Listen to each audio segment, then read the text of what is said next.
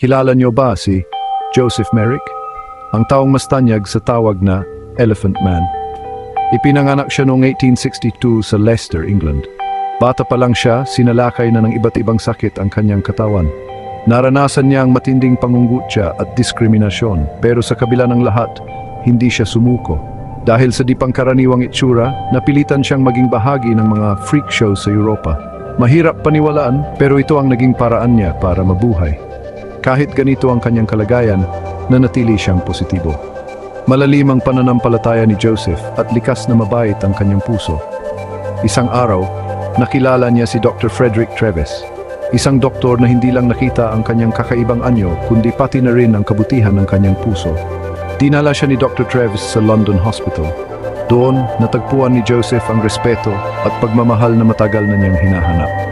Sa ospital, nagkaroon siya ng pagkakataong mamuhay ng mas mapayapa. Dito rin niya naipakita ang galing niya sa sining at pagsusulat. Naging inspirasyon ang kanyang kwento sa marami. Kahit sa mga sandaling tila wala ng pag-asa, nanatili siyang matatag.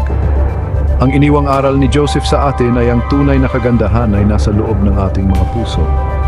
Na ang pag-asa at pagmamahal ay matatagpuan kahit sa pinakamadilim na sulok ng ating buhay. Ipinapaalala ng kanyang buhay na hindi hadlang ang pisikal na anyo para magbigay ng inspirasyon sa iba.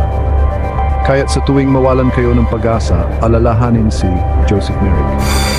Ang Elephant Man na nagbigay ng liwanag sa kabila ng mga pagsubok. Ang kwento niya ay nagpapaalala na sa bawat isa sa atin may nakatagong lakas at pag-asa. Salamat sa pakikinig. Hanggang sa muli, mga mahilig sa kasaysayan.